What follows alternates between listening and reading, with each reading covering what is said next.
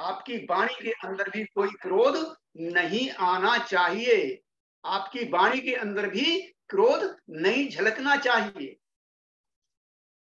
आपकी वाणी मृदु होनी चाहिए, आपकी वाणी ममता में होनी चाहिए, आपकी वाणी स्पष्ट होनी चाहिए, कल्याणकारी होनी चाहिए। तो इस प्रकार से हमें अपनी वाणी में भी संयम बरतना चाहिए। भाई और बहनों, आगे भगवान बुद्ध फिर कहते हैं, मनोपकोपम रखे, यानी मन को भी इस कोप से रक्षित करिए, मन को भी इस गुस्सा से रक्षित करिए। अगर गुस्सा आ रहा है तो उसे शांत करिए, और शांत करने का साधन एकमात्र वही है कि जब तक हम ध्यान नहीं करेंगे तब तक ये क्रोध हमारा शांत नहीं होगा। करके देख लीजिए, जिसके ऊपर आपको क्रोध आ रहा है, जिसके ऊपर भी आपको गुस्सा आ रहा है, आप उसी से मेत्ता भावना करने बैठ जाइए और देखिए आपको 2 मिनट नहीं लगेंगे, आपका क्रोध एकदम शांत होता चला जाए, क्रोध रहेगा ही नहीं। तो इस प्रकार से हमारा क्रोध काम करता है। कैसे कर रहा है कि द्वेष जब इन आसक्तियों के, इच्छाओं के मार्ग में कोई रुकावट आती है तो फिर क्या होता है, वहां पर द्वेष पैदा होता है। लेकिन ये अकेला नहीं होता भाई और बहनों, इसके भी उपक्लेश हैं और हमें पता ही नहीं चलता हम क्या कर जाते। तो पहला उपक्लेश क्या है कि वो है क्रोध। तो इसमें हमको क्रोध आता है, गुस्सा आता है, हाँ? गुस्सा आता है, और गुस्सा आता है तो फिर रुकता नहीं है, और जब रुकता नहीं तो जब सारा नुकसान हो जाता है, हमारा खेल खत्म हो जाता है, तब हमारे को शांति मिलती है और फिर पछतावा रह जाता है हमारे हाथ के। क्या होता है, ये एकदम उछल के ऊपर आता है। तो हमें प्रतीक किसका दिया गया है, यहाँ पर सर्प का प्रतीक दिया गया है। आप पालिए उसको घर में, लेकिन अगर आपका पैर उसकी पूंछ के ऊपर पड़ गया तो वो लौट के आपको डस ले, वो नहीं मानेगा। इसी प्रकार से आप कितने भी शांत हों, अगर आपके मन के अंदर गुस्सा है तो वो कहीं ना कहीं झलक जाएगा। किसी को चोट पहुंचाना, मारने की इच्छा होना। अभी मैं आपको बता रहा था कि अभी वो क्या नाम है उसका, स्वामी प्रसाद मौर्य ने कोई सत्य वचन बोल दिया किसी के ऊपर, तो उसके सर पे इनाम रख दिया, और इनाम भी हल्का पूरा नहीं, जो इसकी जीभ काट के लाएगा उसको इतना इनाम मिलेगा। कौन दे रहे हैं, वो जादूगर, वो आलवक, वो सुचुलोम, हाँ, वो मायावी, उनको धमकी दे रहे हैं, वो गुस्से में जल रहे हैं। क्या इनको साधु कहा जाए, क्या इनको धर्मगुरु कहा जाए? आप सोच सकते हैं अच्छी तरह से। तो ये इसमें क्या है, मारने की प्रवृत्ति होती है। हम मौका देखते रहते हैं कि इसने मेरा अहित किया है तो मैं भी इसको कहीं ना कहीं मारूं। इसकी इच्छा हमारी हर समय बलवान होती रहती है, प्रबल इच्छा होती है कि मैं अपना बदला लूं, इसने मेरे से बोल कैसे दिया, कहीं ना कहीं मैं इसको देख लूंगा। और ये वहां तक पहुंच जाता है कि हमारी हालत पागलपन तक की हो जाती, हम पागलपन के अंदर आ जाते, वहां तक पहुंच जाता है। आप चिंतन कर सकते हैं, अगर किसी के मन के अंदर गुस्सा बैठ गया और गुस्सा शांत नहीं हो रहा है तो वास्तविकता यही है कि उसको हॉस्पिटल ले जाना पड़ेगा, बगैर हॉस्पिटल के वो सही नहीं होने वाला। तो ये जो है क्रोध है जो हमारा अहित करता है, तो इससे हमको बच के रहना है। अगर हम वास्तव में धार्मिक जीवन जीना चाहते हैं तो इन मूल्यों को हमें समझना पड़ेगा। आगे दूसरा जो इसका उपक्लेश है, जिसे बोला जाता है उपनाम, ये बड़ी अच्छी तरह से हमारे धर्मचारी, आदरणीय धर्मचारी मंजू बाधित ने उस दिन बताई थी उपक्लेश। तो दूसरा क्या है? उपना है। उपना का मतलब है संताप, हाँ, या शत्रुता, बंधी हुई गांठ बांध लेना, मन में से निकालना ही नहीं, और मौका पड़ा उस समय उसको प्रकट करना। ये बाहर नहीं आता, अंदर ही अंदर रहता है। बाहर से तो बड़े साफ दिखाई देंगे, लेकिन अंदर से हम जो है बंधे हुए कि कब मुझे मौका मिले और कब मैं जो है अपना द्वेष इसके ऊपर निकालूं। ये हम देखते रहते हैं, हम द्वेष को पकड़ के रखते हैं, छोड़ना नहीं चाहते, गांठ बांध लेते हैं और इसे पोसते रहते हैं बाकायदा, खत्म नहीं होने देते इसको पालते रहते हैं अपने मन के अंदर। और जब हम मन के अंदर पालते हैं तो हमारा मानसिक संतुलन भी खराब होने लगता है, और मानसिक संतुलन खराब होगा तो हमारा शरीर भी बीमार होने लगता है। हाँ, बाहर नहीं आने देते इसको, मन में जो गांठें हैं बांधे रखते हैं, और जब ये गांठें बंधी हमारे मन के अंदर तो हम आध्यात्मिक जीवन के रास्ते पर नहीं बढ़ सकते, हम जो है धार्मिक जीवन के रास्ते पर नहीं बढ़ सकते। इसलिए बार बार हम जो है मैत्ता भावना के अंदर जाते हैं, ताकि हमारी ये जो है गांठें खुल जाएं और हमारा आध्यात्मिक जीवन थोड़ा आगे बढ़ जाए। ये हमारा दूसरा उपक्लेश है। तीसरा उपक्लेश है द्वेष का, जो प्रभास बोलते हैं इसको। प्रभास क्या है? कि ये खुन्नसपना, हम किसी से खुन्नस मान जाते हैं, इसमें झुंझलाहट रहती है, हम सामान्य अवस्था में नहीं रहते, इसमें चिड़चिड़ाहट होती है, हमारा मन चिड़चिड़ा हो जाता है, निष्ठुरता आ जाती है हमारे अंदर निष्ठुरता आ जाती है। और क्या करते हैं हम? हर समय कोई न कोई टीका टिप्पणी करते रहते हैं, हमारा मन सामान्य नहीं रहता। जब मन सामान्य नहीं रहेगा तो शरीर भी हमारा सामान्य रहेगा, और शरीर सामान्य रहेगा तो हम जो बीमार होंगे। गुस्से में रहते हैं हर समय हम जो है किसी न किसी से झगड़ने का मौका तलाशते रहते हैं, किसी न किसी से हम जो है झगड़ते रहते हैं, हर समय मौका देखते रहते हैं। एक तरह के हम जो है खड़ूस हो जाते हैं, और जब ये हमारे अंदर आ जाता है प्रभास, तो हमारा जो ग्रस्त जीवन है ये भी हमारा बिखरने लगता है, मियाँ बीबी के संबंध बिखरने लगते हैं, क्योंकि हर समय हम जो है चिड़चिड़ाहट में रहते हैं।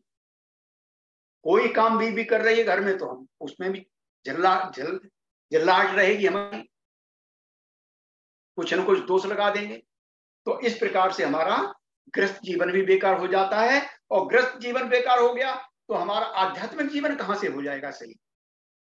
तो आध्यात्मिकता के लिए भी ये बहुत ही बड़ा बाधा है, बहुत ही बड़ा अवरोध है। चौथा इसमें आता है, इसको भी अगर हम देखते हैं ये और थोड़ा पकता है। अब हम इसको प्रकट नहीं करते तो चौथा इसमें ईर्षा कहते हैं इसको। हम जो है इतने ताकतवर नहीं है किसी को हम जो है कोई नुकसान पहुंचा दें, हम किसी से झगड़ा कर लें, मार पिटाई कर लें, लेकिन हमारे मन के अंदर द्वेष है तो वो जो द्वेष हमारा ईर्षा में बदल जाता है। अब हम घर में बैठे हुए हैं, कर कुछ सकते नहीं है, लेकिन मन के अंदर हम जो है जल रहे हैं, जो हम जिससे हमारी बनती नहीं है। थोड़ा उसने अपना विकास किया, अरे रिश्वत लेता होगा, वहां से पैसा खाया होगा, नैतिक रूप से कमाता होगा, इसका ये कैसे बन गया? अरे भाई मेहनत कर रहा है तब बना रहा है वो, लेकिन हम उसको नहीं देख पा रहे, हम उसको सहन नहीं कर पा रहे, क्योंकि वो हमारा विरोधी है। किसी की प्रगति हम नहीं देख सकते, उसका विकास हम नहीं देख सकते, लेकिन हमको कर कुछ नहीं पा रहे। ना तो हम उसके सामने बोल सकते हैं और ना हाथ पैर से कुछ कर सकते हैं, कुछ नहीं कर पा रहे हैं। तो घर में बैठे बैठे जल रहे हैं, अपने शरीर को हम जला रहे हैं। किसी की अच्छाई नहीं देख सकते, किसी का विकास नहीं देख सकते। ये बोधि प्रकाश यहाँ पर क्यों चला रहे हैं? मेरा नाम क्यों नहीं आ रहा है? बड़ा अच्छा उदाहरण है, बहुत अच्छी तरह से होता है। और क्या करते हैं, हमें किसी के उसमें आनंद नहीं आता, किसी के विकास में, किसी की अच्छाई में, किसी के अच्छे काम के अंदर किसी कोई आगे बढ़ रहा है, उसमें हमको आनंद नहीं आता है। हम कोई न कोई वहां पर त्रुटि ढूंढते रहते हैं और अपने मन के अंदर हम जो है जलते रहते हैं। भाई और बहनों, बहुत ही जटिल ये जो है उपक्लेश हैं। बहुत ही कहने में तो बहुत छोटे छोटे हैं, लेकिन बहुत ही गंभीर हैं। सतसैया के दोहरे ज्यों कम नाविक के तीर, देखने में छोटे लगे घाव करें गंभीर। ये देखने में तो बहुत छोटे हैं, लेकिन जिसके मन के अंदर बस गए वो को घाव ऐसा करते हैं कि जीवन उसका जो बेकार हो जाता, संभल नहीं पाता। और अंतिम जो उपक्लेश है द्वेष का, वो है बेहिंसा। वो है बेहिंसा। बेहिंसा का मतलब क्रूरता। क्या है ये बेहिंसा? कि हम जो है हिंसा में आनंद लेते हैं। हिंसा तो हम कर रहे हैं, हिंसा तो हो रही है, लेकिन हिंसा में हम आनंद ले रहे हैं। बहुत अच्छे उदाहरण दिए हैं इसके अंदर।